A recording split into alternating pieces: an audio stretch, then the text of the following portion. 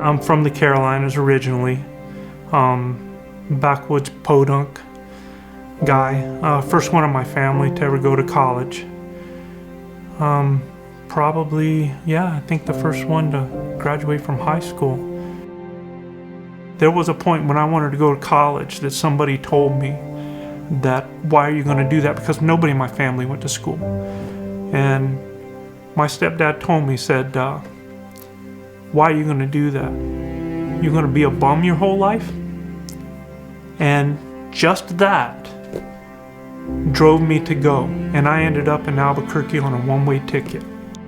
You know, he was a football player back in high school at Socastee High School in South Carolina. So he brought that coaching, that football mentality, not only to our family, but to the community. Come out to New Mexico, 1980, University of Albuquerque. I meet Loretta there. We date for a year. We're engaged for a year. We get married at 20. I graduate from Highlands University with a teaching degree. My wife graduates with a teaching degree and is a special ed teacher. We come to Cimarron High School, and no track, no equipment, no uniforms. We used the city streets. We had a square block, about a 600-yard block, and I would train kids around that city block and literally stop traffic, you know, in order to do that. But we're a small town. Everybody knew when we were going to be out there. I would put paint marks on the curb for hurdles.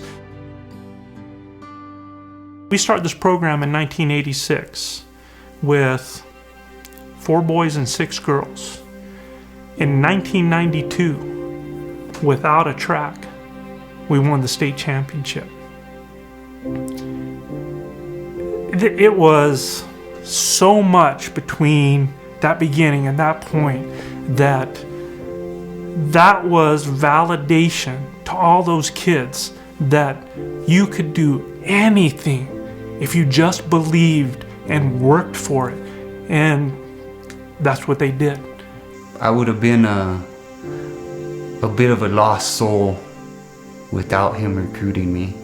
So I guess he could see it, that there's potential, and just a phenomenal gift of his is the ability to see potential and go after it and turn it into something.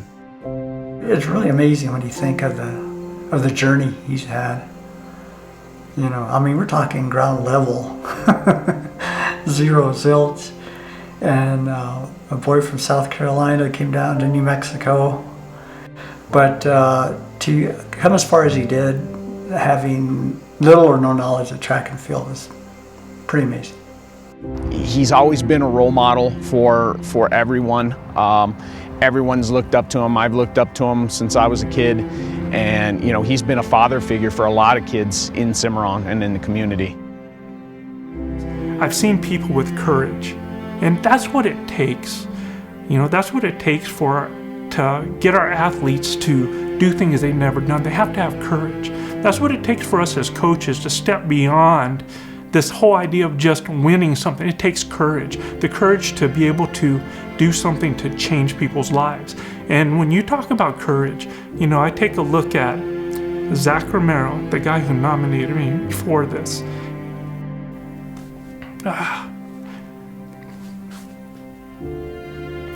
Zach, even with a body that wasn't doing what he wanted it to do, was out coaching, helping kids.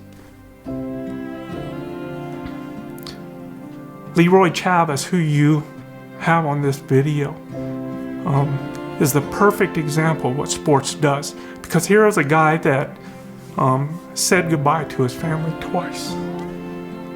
And he has fought cancer to come back. He couldn't walk, and he's walking again today. And, you know, when I lost my dad, I was 13, and you don't really get to know your dad at that time. But the one thing that I remember that he always told me, every day up to that point was, if there's a will, there's a way. And I had that ingrained in me. And when people told me I couldn't do something, that just fired me up more. You do coach the way you were coached. And if that means that hopefully my caring, my honesty, my belief helped somebody else to care, believe, be honest, and work hard in their life, and then share that with others, and it has that ripple effect, well, heck yeah, man. It's a win. It's a huge win.